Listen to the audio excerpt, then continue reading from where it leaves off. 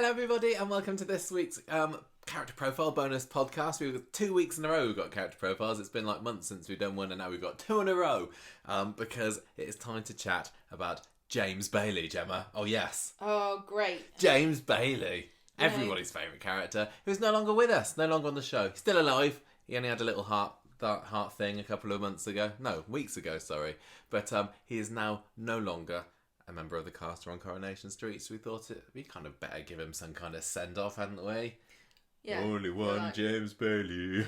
Like that. Oh dear. We're going to talk about him for the next hour or so, and if you think we can't talk about a character like James for an hour, you don't know us very well, because we've got plenty to jabber Do on we have about. to talk about it for an hour? Oh yeah, definitely. Don't press the pause button, everybody. If you think that this might not be the most exciting of character profiles, maybe try turning it into a drinking game, like take a shot every time we mention football, race, homosexuality. And that's you'd just be drinking all the way through, basically, because that kind of summed up James's character, didn't it? Yeah. He was a bit of an issues character, and so we'll see if there's anything else to say apart from that. Gemma, yes, tell us about James. What's his stats? I'm starting to feel like James is being bullied here, and I'm going to get defensive. No, right, okay. Well, let's start with a clean slate, and let's see if we still hate him at the end of the show. I don't hate James. I don't hate James. He's just one of the best characters. He's not okay. His parents were Ed and Aggie Bailey, and he has two siblings, Michael and Diana, aka Dee Dee Bailey. And I love the fact that we actually got to see who Dee Dee was before James left. They got about 2 episodes, didn't they, before it was like, oh, this place isn't big enough for more than this many Baileys. I'm out of here. First appearance, 22nd of May 2019. Last appearance, 3rd of October 2022. He was in 178 episodes and he was played by Nathan Graham. 178 episodes. It's not many, is it? I think Kelly Nealon managed a few more than that. But he certainly, he had stuff to do. Because he was a very much an issue story, I think when he was, in the forefront in Coronation Street, it did actually bring about some quite useful and interesting debate among the Coronation Street fans and on our podcast as well. So I just want to say, for all that we make fun of James as a fairly dull character, he really did have some very big and important moments, and he really certainly helped educate me about things I had no idea about. I didn't realise there was such a massive problem in football. No, I didn't. With gay players not being able to come out. I liked even his exit storyline had a bit of drama with the old heart attack and everything, raising awareness of heart problems. Yeah. So also James Bailey, he's not as bad as you think. Just to reiterate too that his boyfriend Danny's kiss was the first kiss that they had after COVID. It was exactly. So I think that he was given moments that the character didn't deserve.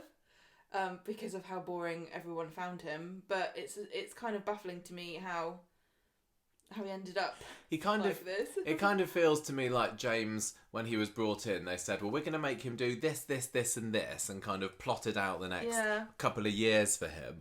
But then they didn't think about filling in the gaps because he'd be in it for like a week or two and then disappear again or be in the background for another couple of months. He was a very issues-driven character, and perhaps this is a testament to the fact that they didn't give him a personality really. And I'm sorry, but he what is his personality? Gay footballer. Black. I don't think that that's a personality. That's the problem, isn't it? He didn't even have a birthday, did he? He didn't have a birthday. He was in the show for 4 years. Although he was like 10 years younger than Nathan Graham. It's weird because I remember when the character is 10 years younger than the actor playing him is. So he is 10 years older than his character. Hang on, what? So Nathan Graham's 2 years older than us? Something like that. What? No. Okay, no, that's not. Okay, no. Alright. So no, he's. I understand now. Yes, Nathan was born in 1990. Yeah, so he's 8 years older than us. James was born in 2000. Yeah, ish. James was born in 2000 or so. So, but it was always funny because Ryan Russell, who plays Michael, who's supposed to be the older sibling, is actually younger than Nathan Graham. So I can't keep track of it. Anyway, so a little bit of background to Nathan. He studied at the musical theatre at Bird College. I thought there was only let women into that college. I don't understand this. And he's appeared on stage, or he had before Coronation Street, in tons of musicals. I didn't even realise this properly until I was doing the research for this. Peter's got a proper musical background. He was in Dreamgirls, he was in Miss Saigon, he was in 20th Century Boy and Loserville. So he really did like a good musical, and it'd be interesting to see whether that's kind of the way that he goes back to afterwards. The only other screen credit that he had before being on Coronation Street was playing the titular Bus Stop Romeo in the 2018 short film. I haven't seen it, but you can see pictures of it on IMDb. And so Coronation Street was really his breakout role. And I am actually really interested to see whether he stays in TV or whether he goes back to theatre or does something else. I'd be really interested just to see, what his range is. I'd quite like to watch that Bus Stop Romeo. But I'd like to see what else he's got in him, because I don't think James, hopefully for him, is going to end up being his crowning achievement as an actor. Who knows? Here's a fun fact, Gemma. There are actually lots of other famous James Baileys, and I thought that when Coronation Street named characters, they had to check to see that it wouldn't be conflicting with any real life people. No, but I think it's to do with ordinary people who might be brought into disrepute. I guess maybe who live in Manchester, and I don't think they care about anybody who is in. Yeah, because there was a Pat Phelan, wasn't there, in Manchester? We found out about. Pat Phelan. No, sorry. What was his original name? Something like Frank, or I don't know. Something. It was going to be called something different, and then they looked, and there was already somebody called that who lived in Manchester, so they renamed him to something different. Yeah, that's right. So I don't think that they're, if they just could only ever come up with a completely original names, then Dee Dee wouldn't be the weirdest name in the Bailey family. Is all I'm going to say. Well, there is one other James that's actually a footballer. He's played for various teams, including Coventry. So from my home turf. You love that. And most recently he played for Yeovil Town. Now the similarities get weirdly similar because he suffered a knee injury in 2017, and our James Bailey suffered a knee injury as well, didn't he? But can I just say, this isn't like a spooky coincidence, is it? Why? Because this all happened before... Yeah, it did. The actual James Bailey, the real life James Bailey, hurt his knee first, and then in I haven't got a date for this. But recently, let's say, he had his contract terminated on medical grounds. And that's just really funny to me, that the James Bailey in the show had a knee injury, and then he had he had a heart injury after that. Heart injury. Condition. Yep. And then he had his contract terminated. Other James Baileys on Wikipedia include, and there's a load of sportsmen as well, there's a basketball playing James Bailey, there's a darts playing James Bailey, rugby and hockey. This is like the most common name in the world. Also, I quite like it. It's a nice name. It does sound nice. It's got a nice ring to it. There is a James Bailey who was the pioneer of metabolic engineering. There are 3 politicians called James Bailey, I think, across the UK and the US, and the co-founder of Barnum and Bailey Circus was James Bailey as well. James Bailey Barnum? No. Also, the CEO of Waitrose is called James Bailey. The actual Waitrose, what we got our online shopping from. We don't get our shopping from Waitrose. Don't we? No. Oh, we used to, didn't we? No. Oh, I don't know what I'm talking about. You're confusing Ocado with Waitrose. I thought they were the same kind of thing. No, Waitrose used to own 50% of Ocado, and then they sold it to Marks and Spencer's. Oh, there we go. I bow to your superior knowledge. So many James Baileys, but we're not going to be talking about them. We're talking about Coronation Street James Bailey, and I remember very, very well when the casting of the Bailey Whoa, oh my god, slip of the tongue. Bailey family was announced on the 6th of April 2019 because Coronation Street, didn't they have to make a song and dance out of this family, didn't they, coming in? Can I just say, it's always exciting when a new family comes along, and when was the last time we had a new family? Yeah, well, very rare, exactly. Was just the Baileys, the newest family on Coronation Street. They don't very often these days bring in whole clumps of people, do they? Normally, there's no house for anybody to move into. Yeah. So I'm interested. I think that although people make fun of the Baileys because they feel very separate from the rest of Corrie, and some people will say that they're not very interesting, even though I think they are. They're actually not an unsuccessful new family as far as that that goes. No. Because quite often Corey will bring in a new family and, 2 years later they're all dead or something. Well, yeah, quite. I mean, if you think about families like, the Harris family or the... yeah, that's the one I was thinking. Yeah, or the Nelsons or the whatever. Was that the same family? The white, chalky whitely. Yeah, exactly. So the Baileys are still going 4 years later. But anyway, we said when they came in, we were kind of wondering about who was going to be the first Bailey to go, and we were both agreed straight away that Ed Bailey would be the first one to go. This is before we'd even seen him on screen. Yeah, we were like, oh yeah, Ed Bailey, he's gone. But no, he's still going. He's still there. James Bailey was the first out and the first in, because he was the first one that we saw as well. But and he was also the first out. Yes, he was the first out as well, in two ways. So the press release back in April 2019 said that James was Edison's pride and joy. It's interesting. I think that they were calling him Edison a little bit more back when they announced the family than now, because he's never Edison now, is he? Anyway, a truly talented footballer already playing for Weatherfield County. He's good looking but more brooding than Michael and can need coaxing out of his shell. He said... I just want to say that brooding and boring shouldn't be synonyms. I don't think that brooding is the best way to describe looking, James. He's more boring than Michael. Yeah. He's as dedicated to his dreams as Michael is to his, but more quiet, modest and hard-working. I'd agree with that. James is living with a secret he's scared to share. How will his family and teammates react when they find out that James is gay? Ian McLeod at the time. Do you want to do this one? He just said James is Michael's younger brother and best mate. He was a sensitive lad with a secret that he fears will throw his family into turmoil and impact on his career. See, just from these quotes, it's like, yeah, that's where they went with James, and they didn't go much else, did they? Well, I want to say things like sensitive and coaxing and shy and secretive. These are all things that you have to work very hard to make a sympathetic character out of, and it's not impossible, but you certainly can't let him sort of flounder on his own for everybody to just, I like him because he's brooding. It doesn't work like that at all. It's a very difficult character to make people like in a show like a soap, where everybody has to be very social and interact with each other for you to, and there's no monologues, there's no internal dialogue, there's no Dear Diary kind of bits. It's you only learn about a character from how they interact with other people on a soap. And if you're going to come out the gate with somebody who's shy and secretive, it's no wonder that you've got...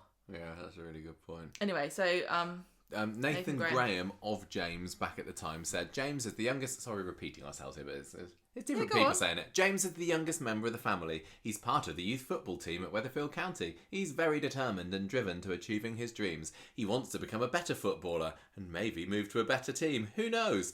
James is the apple of his father's eye. His dad is almost living his life through James. His dad wanted to achieve certain things, but James is the one who's doing what Ed wanted to do when he was growing up. Ed didn't take that path himself, so James is the golden child in his eyes. Yeah, and I did read somewhere else about on this press release that Ed had wanted to be a footballer, but how much did we get? He wasn't good enough. How much did we really get that from? I don't think we got very much of it at all. No, but it's still interesting to me to find out as well. Yeah, I know, but we kind of pondered at the time, because I was looking back at the notes that we made back then, about whether we'd see some scenes at the football club. This is all before he came on. And we did, didn't we? We've seen a few scenes over at Weatherfield County. Definitely. Yeah, a great one.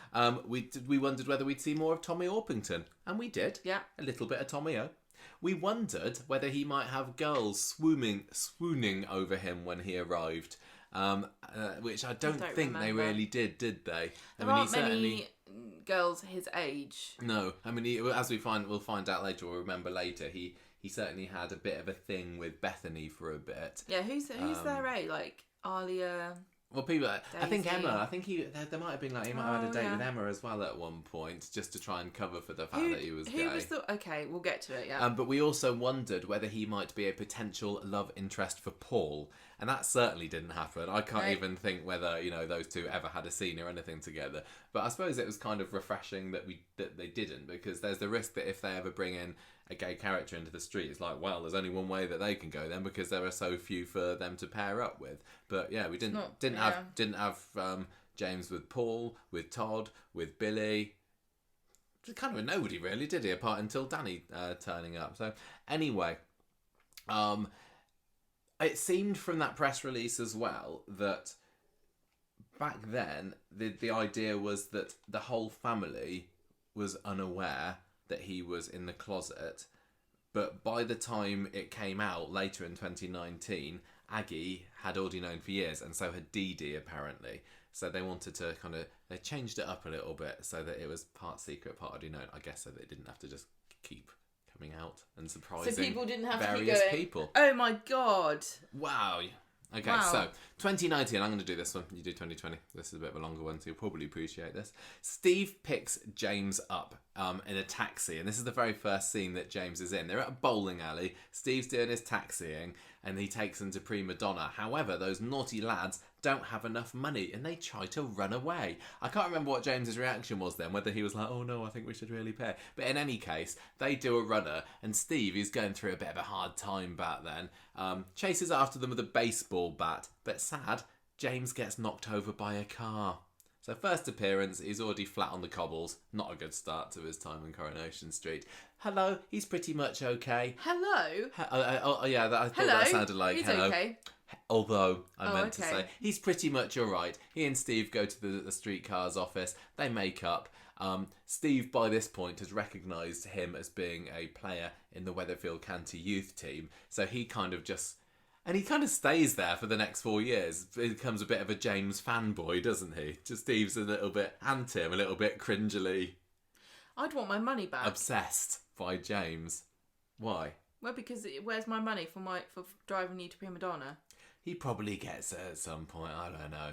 So the following month, the Baileys move into number 3 Coronation Street. So that had been Emily's house, hadn't it? And Norris, I think, had stayed there for a bit. They have got... Did they? Yeah. What's their secret? Oh, why have they moved to this dump? Oh, yeah, because they used to have a bigger house, didn't they? Yeah, because we got to see their bigger house. It was lovely.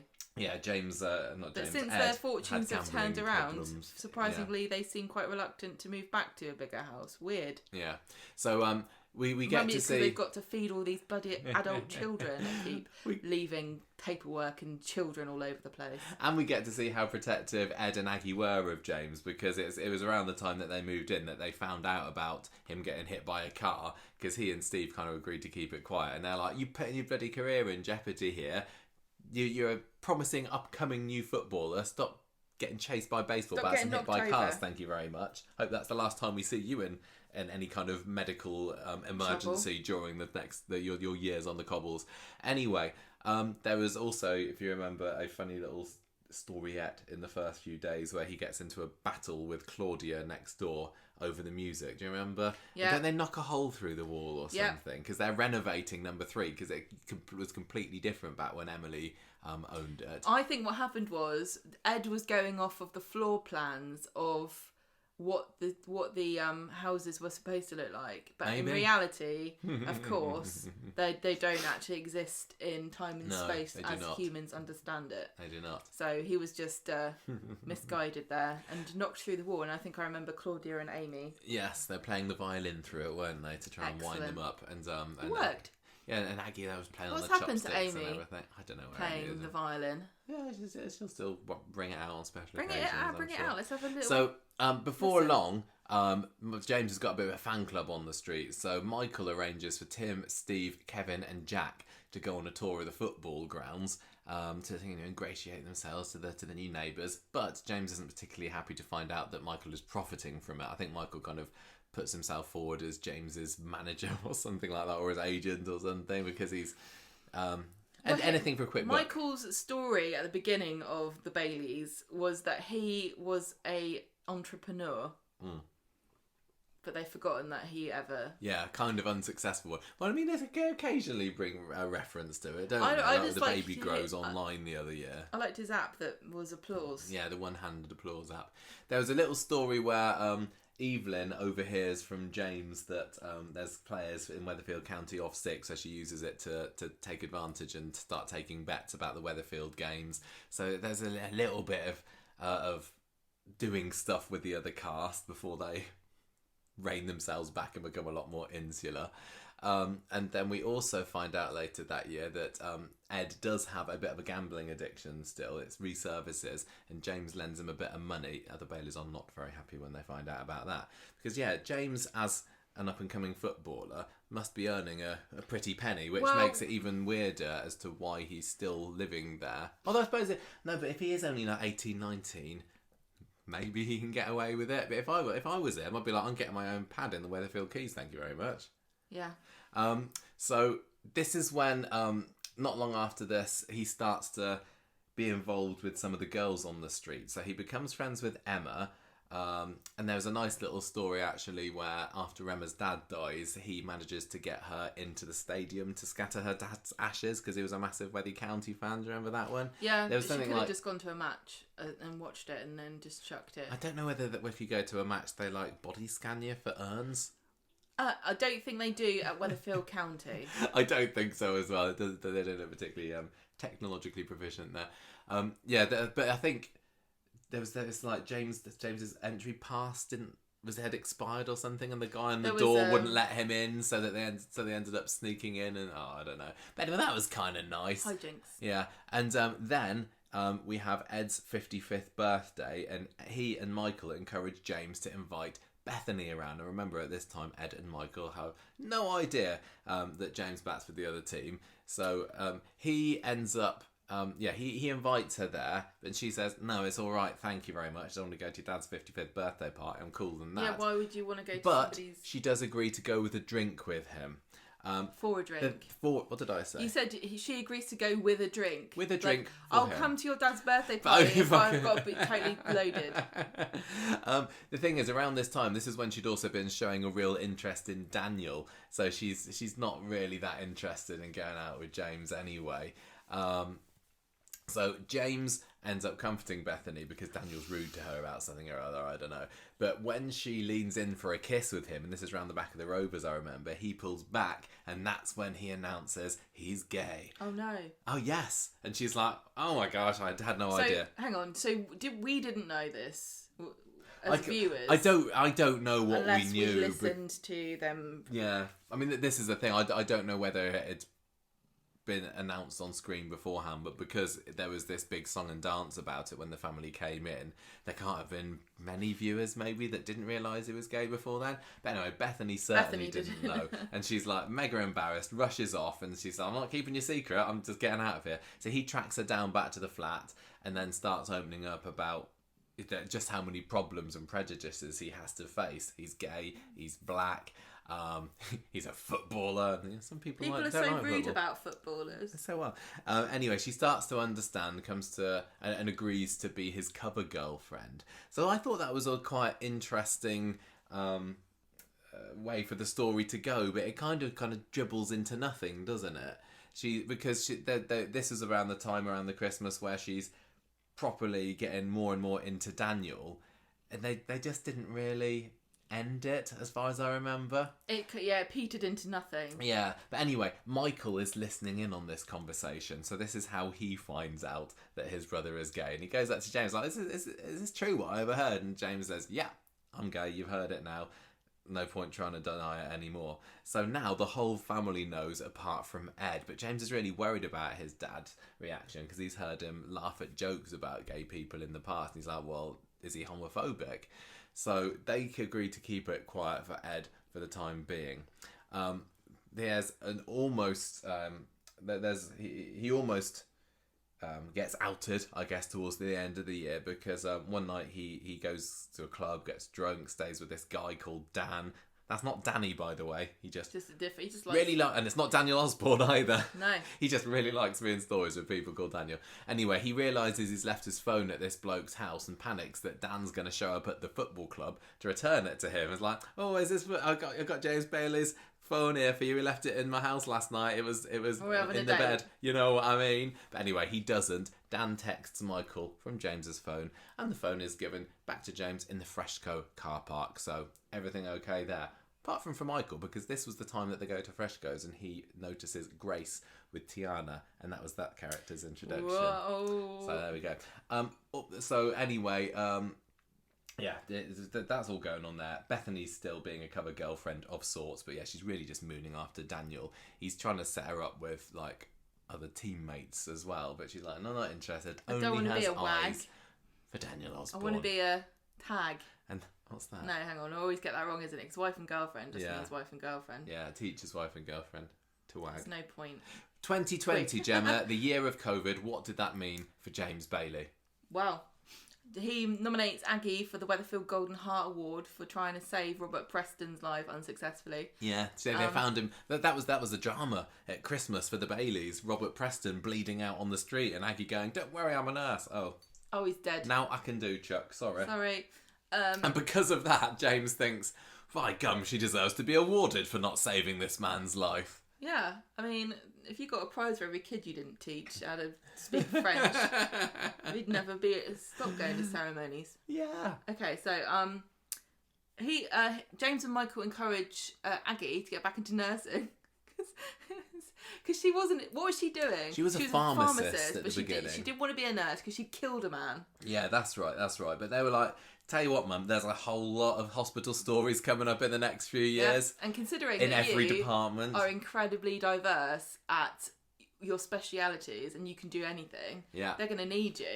We really need a nurse character on this programme, so I think you should do it. Then James's ex, Danny Tomlinson, turns up in Weatherfield. He had been working with Ed as a builder. I forgot about this. I didn't remember Danny this is a builder. No, I can't see that. Because Ed's known him for years, hasn't it? Well, they both have. But unbeknownst to Ed, James and Danny had been dating before. Yeah. So Ed is surprised that Danny had split up with his girlfriend and come out, but he supports him anyway. And then he unwittingly reintroduces Danny to James. Yeah, he's like, "Oh, do you remember Danny? He used to work with me. Do you remember him?" And he's like, "Oh, no, I think I remember him." They have a secret kiss in the bistro kitchen when they get some time alone, because now Danny's working as a chef. And Danny says, you should come out to your dad because he was supportive of me and isn't it difficult? Yeah, he's clearly not homophobic. He said he was cool with me being gay. After nearly getting caught in bed together by Ed and Michael, Danny urges James to come out to his dad again. And so James does. Tells his dad, and his dad gets really upset because he was the last to know. I thought that this period was like kind of bad for Ed because he doesn't react well. And I get, for the drama and everything, you don't want everybody to have the perfect reaction. But I remember at the time thinking, ooh, this isn't a good look for Ed. How's he going to come out of this one? I know, but I found it quite refreshing in a way because I think that sometimes people can brush under the carpet how difficult it is. Yeah. And how, and act like, oh, everybody accepts you, nobody cares if you're gay or not. It's like, actually, they do. So the fact that Ed didn't react and bake him a cake, That's the typical reaction. That's what you do, isn't it? So he then accuses Danny of corrupting James. And James has a go at Ed and calls him a homophobe, and then Aggie tries to convince James that Ed's reaction was down to having to process everything all at once, and so they kind of agree to be civil with each other. And then Danny tells James he wants to finish with him because he can't go out with somebody who, even though he's come out to his family, he's still in the closet because of his job, because he worries about what will happen if he comes out as being a gay footballer. So James accuses Ed of putting Danny up to this to break it off with him. Danny agrees to be friends with James, but then he accidentally tweets something on social media that was supposed to be a private message. I remember being baffled at the time about how this happens. We meant to DM him something, but accidentally atted him in a tweet. Yeah. Oh. Well, look, things like this do happen. But things like that happen, but I don't know whether that actually happens. Well, okay, so maybe it works differently in Weatherfield. So James gets summoned by his boss, and he denies being gay. And then Ed is pleased that James did this because it means he's putting his career first. And then Danny's like, "Screw this! I'm going to live down south. I can't be bothered with being treated like this." Yeah, so it was around this time that we were kind of really investigating on the podcast. What does it mean to be a gay footballer? Yeah, and I just remember at the time being absolutely flabbergasted by the fact that so few gay footballers were playing in the Premier League. I mean, back at the time, there were no openly gay footballers in the top 4 divisions in the UK. Apparently, of over 5,000 professional football players in the UK, only 2 of them had come out as gay. And we were reading things like, that the managers were advising players not to come out, saying it was a bad look for the club. I don't know that. I don't know. Well, maybe they were saying that, but they were probably also saying you're going to get completely roasted on social media. Do you not think it's hard enough as it is to be a public and there figure? there was, and I guess still is, problems with homophobic abuse at the stadiums and everything. Now in 2007, homophobic chanting was banned by the FA, but that doesn't mean that it's not going to happen. There'd been a couple of notable gay footballers in the past. It's mostly Justin Fashanu, isn't it? Who came out in 1990, but he ended up dying by suicide in 98 after being accused of sexual assault while he was in America. So I think the John Fashanu Foundation, it's called Fashanu Foundation, is now kind of like a charity that supports closeted, I guess, gay footballers. So they got two people? Well, there are secret people, I know, because having done a bit more reading recently, that have got in touch with the Justin Fashanu Foundation and said, I don't want to come out, what do I do? Oh, it's horrible. Yeah, and having to just one of the most basic human things of I love this person. You can't say anything about it because you are going to be attacked. And it's also sometimes physically. Lots of football as well didn't want to associate themselves with homosexuality as well because they just thought it was a bad look and the fans wouldn't like it. Like in 2010, there was this FA video discouraging homophobic chants. They had to postpone that because apparently they couldn't find any footballers that wanted to take part in this video. Because it'd be to say don't do homophobic chants. 12 years ago. Yeah, I think it's only really recently that celebrities have come out and kind of thrown support behind things that can cause you to become a target. Yeah. Like mental health issues as well as sexuality and sexual orientation and things like that. So. Yeah. In 2012, that was when Liverpool FC were the first Premier League club to be represented at a Pride event. It's just crazy how late these things have happened. I know, but again, we are not trying to pretend that we are experts on this. We just learned as we went. We were all learning about this as we went. We don't have to suffer the same kind of... And things have progressed since then, but it really does seem baby steps. So earlier this year, an ex-footballer called Thomas Beattie came out. Now, he was British, although he's only played for foreign clubs. I think he played for a Canadian club, for a Singapore club. I remember this, Yeah, he ended up having to leave football because of a head injury he got. But that was also the reason that he came out. He said, I'm out of football now. So I don't need to hide who I really am. But he also said in the same interview that he did with ESPN, if I was playing now, I'd probably still not be out. Yeah. So and then why would you make yourself a target of abuse? In 2020, so going back a couple of years before then, there was this open letter put in the sort of published in the newspapers by a Premier League footballer. So this was... He was still anonymous, right? Yeah. We still don't know who it was, but he revealed that he was gay in this open letter, saying only my family members and a select group of friends are aware of my sexuality. I don't feel ready to share it with my team or my manager. Day to day, it can be an absolute nightmare, and it's affecting my mental health more and more. I feel trapped, and my fear is that disclosing the truth about what I think I am will only make things worse. The truth is, I just don't think football is ready yet for a player to come out. The game would need to make radical changes in order for me to feel able to make that step. And it went on and on and on. It's really kind of heart-wrenching to read this thing, and it can't be. He can't be the only one. That's the thing, isn't it? Obviously there must be not. Lots of people that feel in exactly this guy's position, but for many reasons don't feel that they can.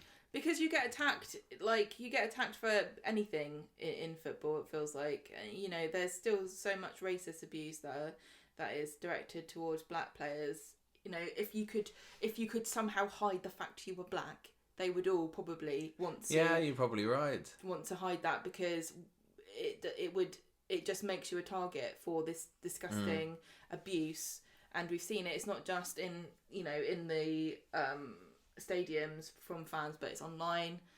I don't know what they can. No, and interestingly, it's in among men in football as well, because in women's football and other sports, it seems to be a lot more accepted, and there are more openly gay women footballers.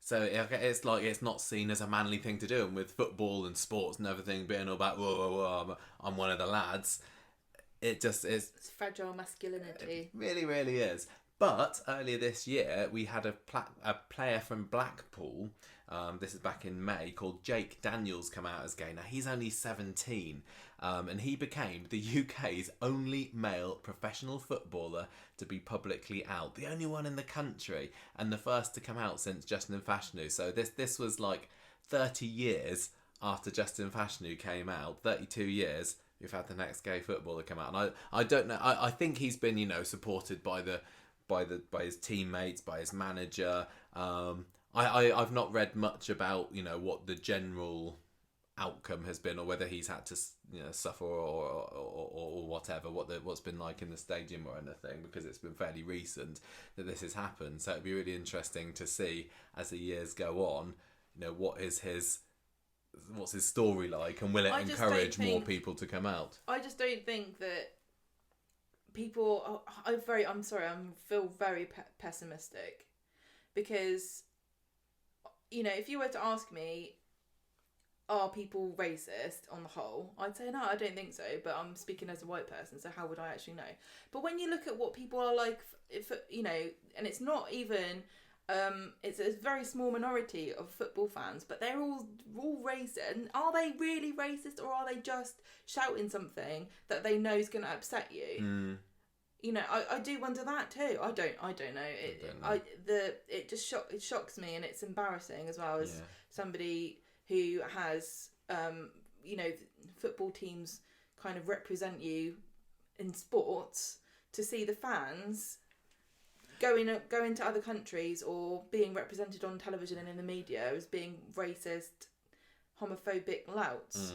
It's horrible, and I also feel bad for football fans who aren't like this, because most of them aren't. It only takes a few people. I think that is definitely worth stressing, that there is a minority, but it's a very loud most and of the obnoxious people wouldn't minority. Care if the person was gay, but if I was a gay footballer, I would still be very hesitant, and it feels really unfair to force this on people, to make it seem like, well, you just read this thing about Gary Lineker. Well, Gary Lineker just said, I think it was just last week, that with the World Cup coming up in Qatar, he's kind of called for other closeted Premier League footballers to come out, because in Qatar, homosexuality is still illegal. Why would you come out as gay, Gary? I think he's saying, as a kind of a show of, no, this is wrong. Yeah, but you go to Qatar to play football and you get chucked in prison for 7 years because you're gay.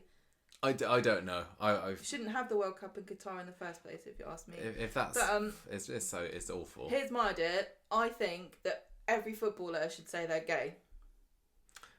Then how do you know who is? Nice idea. Just all say they're gay. I don't think they'd be up for that, all of them. Then what would happen? People's minds would be blown. Anyway, we kind of digress a little bit. It's an I Am Spartacus, but it's for football. Yeah, totally. Why not? So, anyway, we digressed massively there, but it really is an important issue that just is mind-boggling, how little progress there's been in that area. But with this guy earlier this year coming out, maybe it's the start of something. I don't know. And obviously, it makes us sound very ignorant that we didn't know this was going on. So, well, I don't know anything about football. I don't feel bad about it. Oh well, I always feel bad about everything. Right, let's get back to what James is up to. So James has still secretly he's not come out yet. No. But there are rumours now circulating because of this message that was hastily deleted, but some people still saw it. So the rumours are now, going over time, James Bailey is gay. So he then has an altercation with a fan, inverted commas, who gives him homophobic abuse. And then the manager's like, I'm not dealing with this, I'm going to put you on a transfer list. Mm-hmm.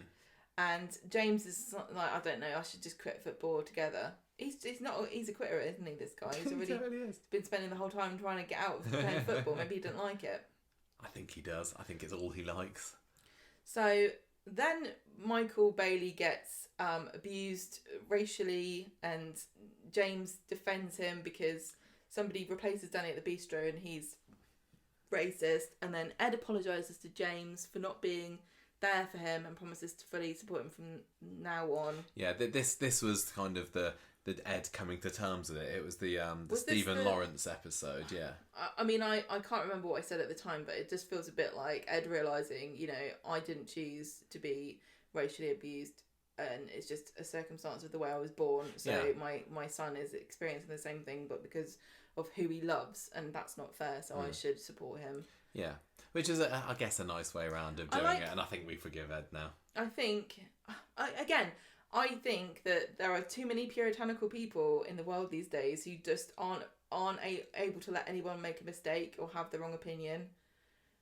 Nobody's perfect, and Ed didn't react in a very helpful way, but he's a human being. He has learned from the experience, as have we, because we've also said silly things on the podcast, I'm sure. Yeah, well, I'm the only one who gets stick for it. No. Right, keep going.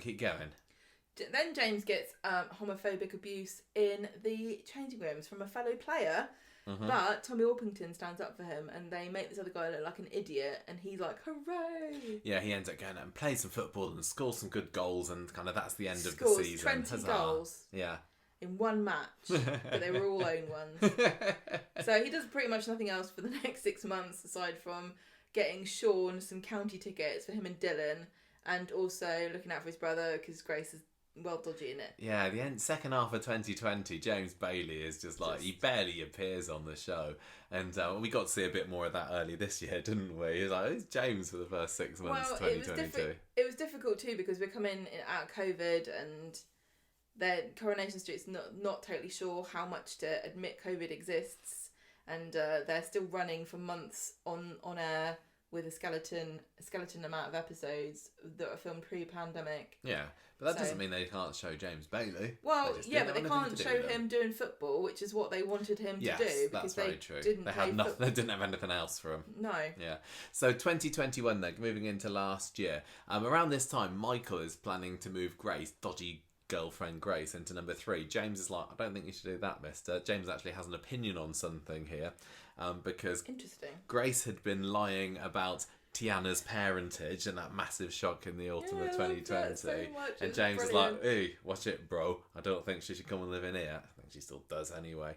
And then, best line ever from James. Yep. He actually says something funny in early 2021. But what was it? 'Cause you haven't written it down. This was when Michael had done a DNA test on the new baby Glory. And James opens up the envelope for the DNA results, and he says, "Oh, it says that Glory's father is Ken Barlow."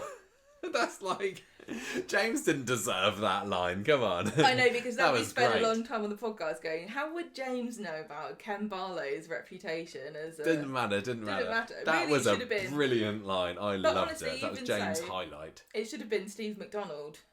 That probably would have been a bit better at the time. Ken's not really notorious for having fathered lots of children. Very true. But he is a bit of a... I mean, oh gosh, bit of a notorious womanizer. What a dog. He had children with his wife. Yeah, that's true. Anyway, thought I had to mention that one because it made me laugh. Give him a shout out, yeah. James is later told that year that Tommy Orpington is retiring from football, and he gets to inherit Tommy's number 9 county shirt. Hooray. Wow, I don't know. Amazing. That's why apparently very, very good. So, later that year, Danny shows up on the scene again, but sacré bleu, he's moving to France.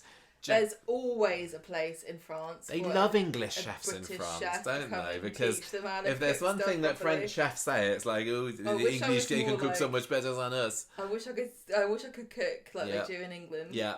So James tells Michael, look, I can never be happy when I'm in the closet, so I need to do something about this. And this around this time as well, photos of him and Danny together at the bistro, I think, start circulating online.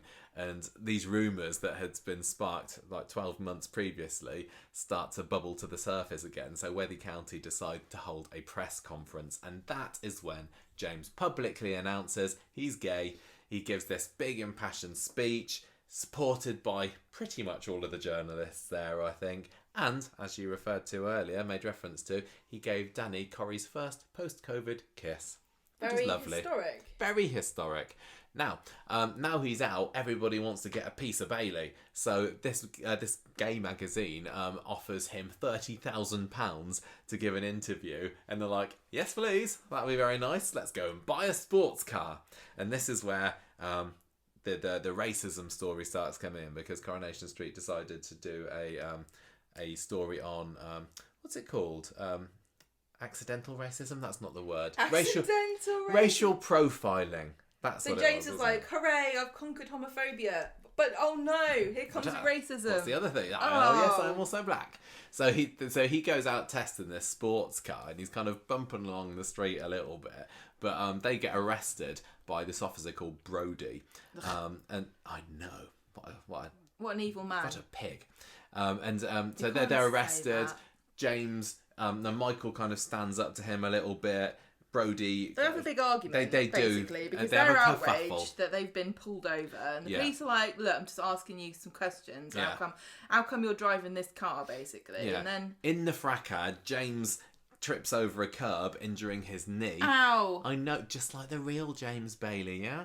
So he gets a torn ligament, and he's told he's never going to be able to play for 2 more months. So, James and Michael discover that a video of this arrest has been posted online, and they see a load of comments accusing them of playing the race card. So he decides to lodge a complaint against the officer at the police station, but the case is dropped because he's told, well, there's no evidence that the officer was acting with excessive force, so sorry, we can't go anywhere. And that's completely missing the point, isn't it? Because they were saying, no, he was racially profiling us, but at first, Weatherfield police was a mess. This story was a mess. Don't want to do anything about it. So, and it also turns out that Brody had said that the Baileys were acting aggressive, so he was perfectly entitled to manhandle them the way he did, really. It also turns out, we find out, that Officer Craig Tinker didn't report that James wasn't driving erratically. And this was a little bit of a mess. It was confused. Because he was. He was a little bit, because he didn't know how to work the car. Yeah, he was kind of stuttering around Coronation Street. But anyway. I don't. I wish it had been more clear cut here, because I feel it's not helpful. No. When Craig asked Brody about this aggression claim, he's told, well, black people, they're often oversensitive, aren't they? God. You'll understand when you're older, Craig.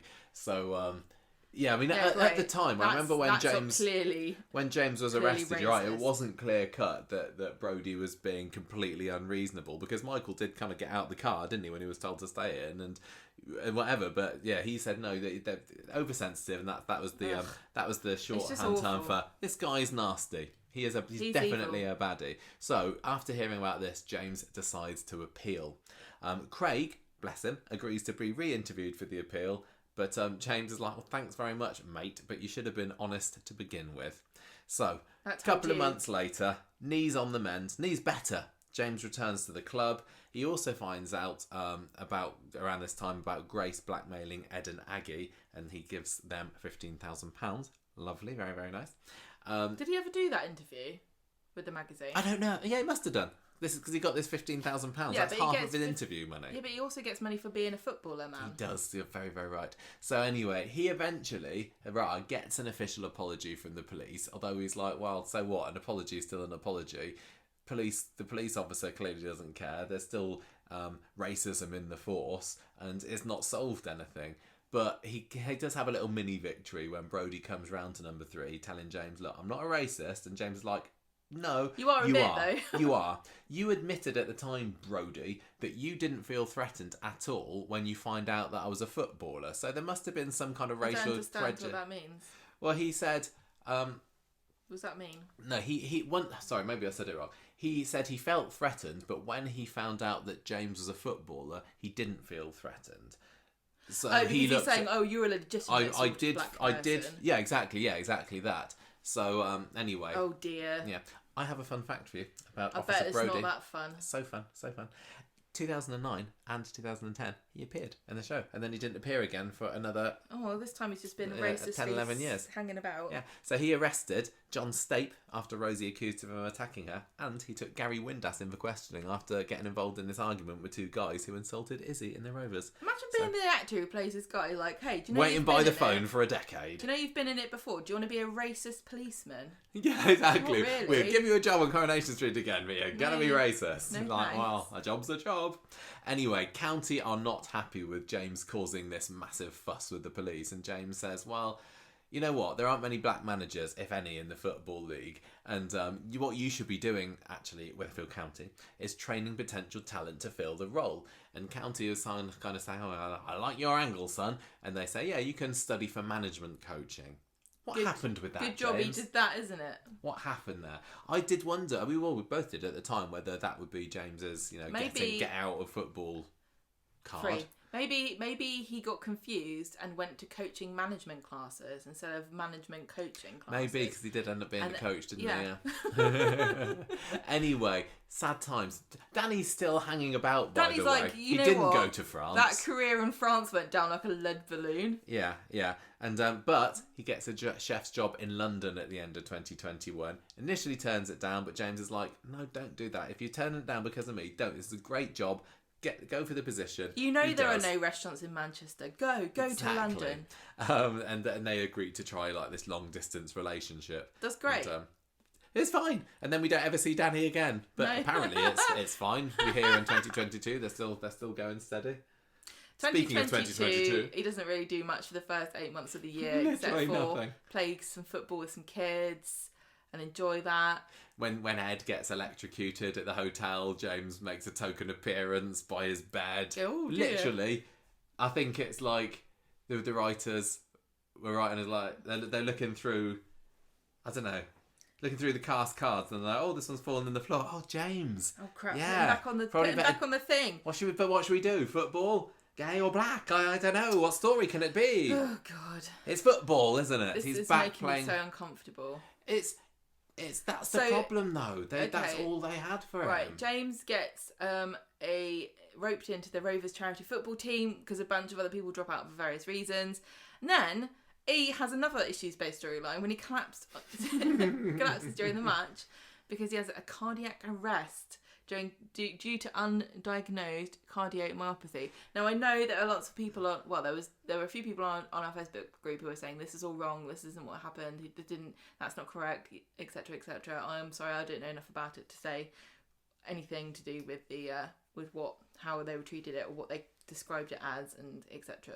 That's just what they said in the show. Yeah, and it was an issue story, but I didn't feel I really learned very much about undiagnosed cardiomyopathy in that story. I don't know if it was an issues-based storyline so much as do you remember when this happened to that bloke? Yeah, this other footballer. Do you remember that Danish guy? Do you remember? He collapsed in the middle of the match. Yeah. So he gets an ICU fitted. What does that mean? It's just like a special machine that checks his heart out. And he says, "Don't play football anymore," because last time he did it, that's what he's told. Yeah, last time he did it, you nearly died. Remember? And he's like, "But I love football." And Aggie's like, "Oh no," but his club say, "I don't really want you to play football because you might die, and so we're going to rip your contract up because you are crap at football now." And James gets mad, but then he reluctantly retires after Dee Dee gets him a nice big payout. And then just as luck would have it, Shonna's like, do you know what you could do after you have been a professional football player and faced so many challenges and overcome so much? Here's your biggest challenge only yet, to baby. have everything just stripped away from you because of some kind of undiagnosed medical condition that you have no control over. Why not just flip it all around and be a teacher, but a football teacher? Yeah, and also here's Lily. Everybody knows that Lily likes football. Lily's like the most promising young player in Weatherfield, and if you don't agree, it's because you're sexist. Yes, James. So teach her how to do football, and he goes, right, kick the ball forwards, always forwards, except sometimes backwards, and also the offside rule. And she goes, wow, now I know everything there is to know. So he says, this was bloody easy. I'm gonna be a football teacher all the time now. And if only there was a job going for somebody who want a football coach. Ronnie Ronnie says, guess what? I know a football coaching place. But I bet it's miles away from anybody I know, Uncle Ronnie. No, it's not. It's right up the road from your boyfriend. Do you remember him? Great. Danny, why don't you go and do it there? And he's like, wow, but what if they don't want me to do it? Maybe I should apply for a job there. And they go, yeah, all right, we'll take you on. Want to start tomorrow? And he says, yay, I'm going to get in the taxi and drive there from Weatherfield. The end. Bye-bye. That is the end of James Bailey. Nice, quick exit. Positive it really was exit. an hour. Yeah, I told you we could talk about James Bailey for an hour. Easy. He did a lot. He did some important things. Yeah, I know, but still at the end of the day, it's like, but. Who is James? Who is James? What is he like? There are so many characters on Coronation Street where you can describe their personalities, but I really don't think... I think you'd struggle with James. He was just a walking, talking issue. That's the problem. And the Baileys themselves, when they came in and Corrie were trumpeting, look at us, we've got a black family. And it's like, it's 2019 Coronation Street. You don't want to be saying about that you've just too loudly that you just got one. But it really felt and he didn't have any charisma as James. James was... No. He was really, really bland, I found, unfortunately. He was nice. But that's boring. Well, he wasn't even nice, was he? He just wasn't horrible. He was inoffensive, is about the best as we can say for James Bailey. I'm sure a lot of the viewers kind of fancied him. He was a nice looking lad. I don't know. But there was no, sadly, as far as I could tell, from me, no charm, no charisma, nothing particularly memorable, and it was just one issues-based thing after the other. Even though, I mean, he will an issue thing, whenever they bring up, racism in in Coronation Street, or whenever they bring up homosexuality in Coronation Street, he'll get a mention. It does feel a bit like Coronation Street had a lot of high hopes for this, as a concept, and perhaps they thought that they would have another Hayley on their hands, whereby they actually influenced policy and maybe, changed some people's minds or helped to, forge the way for... Yeah, and maybe it could have done. It could have done, but I just don't... I think the timing, they were screwed on the timing because of COVID, and also I just think that James was not a character that anybody cared about. No. Or liked. If they had somebody who had the same level of interest as Hayley, who people genuinely liked and found her to be charismatic, and she was warm and friendly, and all the things that you want in a character, and then James had gone and said, you know what, I am sick and tired of being treated like dirt because I'm a gay footballer. I think it's about time we changed this, and I think people would have sat up and taken notice, and it would have sparked some conversations. But it just didn't feel like it did. No, and if they'd have paired him up with another well-liked character, maybe it's the casting. Maybe it's James. Also another thing, like I've been saying, to do with the Stu storyline now, where it's like, well, it's not a main character, I don't really care. So the fact that James was with Danny, who was actually he seemed a lot more likeable and interesting to me than James was, but we didn't know who Danny was, and we didn't care that much about him. If he had been with somebody who was a more established gay character, and we had seen them struggle to be accepted and cared about their relationship. Yeah, but I wonder as well, who on the current cast could have done that? I don't think putting him with Billy, Sean, they were or all Paul, too much older. It would have been it would have felt exploitative and. Actually, Paul's a good 10 years older than James, isn't he? But it could have maybe worked. But I just don't think that any of them are popular enough or big enough that it could have made a difference. Because the thing is, Hayley was more than just a transsexual, wasn't she? She was a beloved character. Transgender. For many, many reasons. That wasn't the most important thing about her. No, she was a lovely, caring, kind, wonderful, funny person. They established her as having a personality. Yeah, and that's just the one thing they seem to forget about James. But I think that they put a lot of effort in, and I think I can't knock them for anything particularly specific, and I think it was brave, and they and the actor took on some very difficult. He did. He really, really did. And the other thing that I think a lot of people forget is that when you're the face of a story that's controversial like this, you open yourself up to a lot of stick and criticism, and it's quite brave. From people like us. No, from people who are homophobic or racist or whatever. Like you become a target for them to sort of offload all of their opinions onto you, and so it can't have been easy for Nathan at times. It must have been difficult to be the face of something that stirs up so much hatred in people. Yeah. But anyway, he's gone. We found out that he was leaving when we were in Manchester up in August, didn't we? That was a secret that was revealed to us. We had to keep quiet about it for a little while, and I remember at the time people thinking, is he going to be okay? What's going to happen when he collapses and everything? It was like, we know that he's going, although we didn't know exactly when it had happened. But he apparently... I honestly think it would have been better if he died, but hey. I wonder, maybe, I don't know. Although then we'd have all the Baileys being sad, which I can't be dealing with. Yeah, that's true. I mean, what was actually really quite sad was Aggie's reaction to James leaving, and she, because all the other Baileys are happily waving him off, saying, "Yeah, good luck to you" and everything. And Aggie seemed because he was very much the cherub of the family, wasn't he? Well, he was the proper, the apple of his mother's eye. Is Dee Dee the youngest, or is it James? I think it's James. Yeah.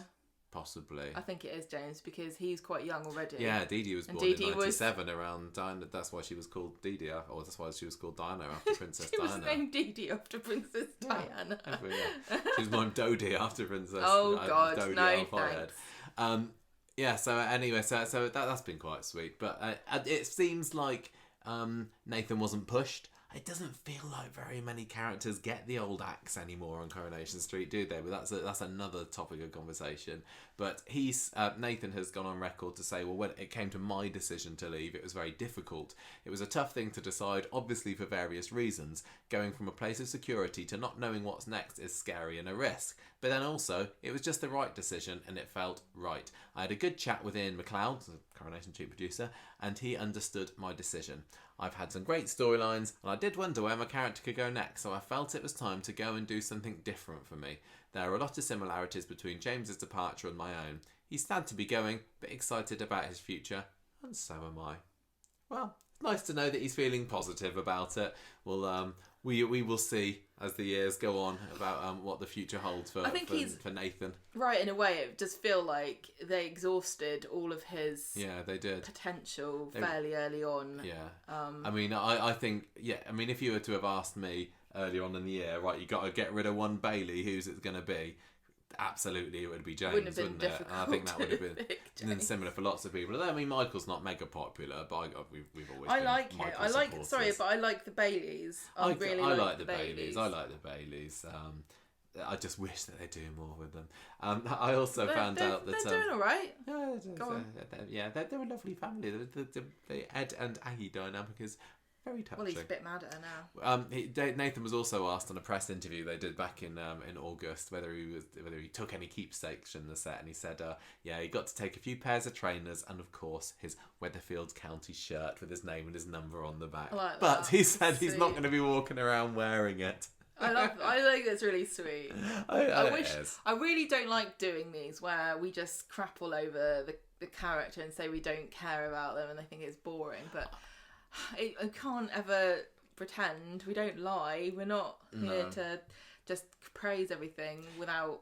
No, he was not an interesting character, but he was involved in some stories that made us think. Yeah. And that's more than you can say for some characters, I think. And as far as what they achieve with these storylines, I can't say. I'm not sure, but you're right. They made people think, especially the stuff about the unconscious bias. To do with the race thing. Kind of do you think that you're not racist? Well, actually, you probably are, but you don't realise it. And is that actually more dangerous in a kind of insidious way that you're carrying these prejudices and you don't even realise and you won't acknowledge it because you're scared of being labelled as a racist, so you'd rather just close your ears and not listen to people trying to tell you that you're reacting in a different way. So that was really interesting. But again, just a similar way to what we had with Frida, people get very defensive if you sort of ask them to think and be uncomfortable.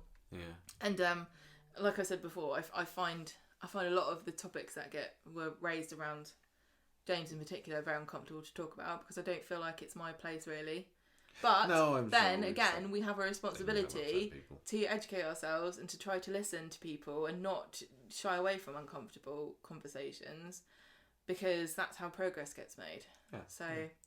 It does make me wonder whether this Jake Daniels, who came out earlier this year, had any concept of the James Bailey story, and because it was only like a few years ago that it made, I'm not going to say headlines, but it was talked about, and I do wonder whether it played even the smallest part in helping him come to that decision. I don't know, and I will. If I see him down the pub, I'll ask him. It can't have hurt if you were somebody who was, a gay footballer, to hear people go, well, that's silly. Why can't you be a gay footballer? I think that's unfair, and I wish that it wasn't the case. That's not going to make you feel bad about yourself. It's just going to make you feel really sad that you're in that situation, and it isn't fair. It's horrible. Yeah.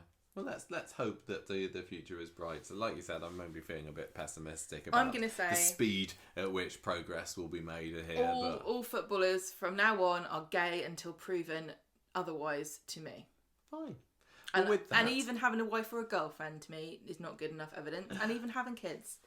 That, don't believe I think we'll end our character profile here. 1 hour of James Bailey. Assume they're all gay. Got a little bit more out of Kelly last week, but it was nice to be able to kind of look back on his time over pretty much everything he did there. And that's kind of put an end to it, because I'm not necessarily expecting him to come back. I don't think he'll come back. You never know, do you? Whatever. I mean, Warren Baldwin, did he come back after he disappeared off? Other Coronation Street footballer? Can't remember. Well, David if he dies in a car crash in Australia, I'm beginning to suspect there's something wrong with being a footballer on Coronation Street. I will miss him for being a footballer. I think that was fun. I like there being this like mini celebrity. I didn't like it. It was a bit cheesy. I thought it was sweet, and seeing all these grown men falling over this kind of semi-teenage boy, even though it wasn't a teenage. But that was kind of funny. And like how like earnestly, like puppy doggish, especially Tim and Steve got around him. But it was all right for a time being, but I'm not a football fan, believe it or not. And whenever they bring it up in Coronation Street, it's like, this isn't my thing. Okay, all right then. Just imagine he was in the Quidditch team. Oh, great! I understand it now. Right, we need to go. We need to have our dinner. Thank you everybody for listening. Hope you enjoyed that. We will be back this weekend with more. What did you think? Coronation Street chat. Tell us about James Bailey. Yes. Did we miss anything? Did his story affect you in any way? Do you feel like did he represent your experiences? Have we been too harsh about saying how boring he was? Yeah. How do you feel about him? Let us know. Write in.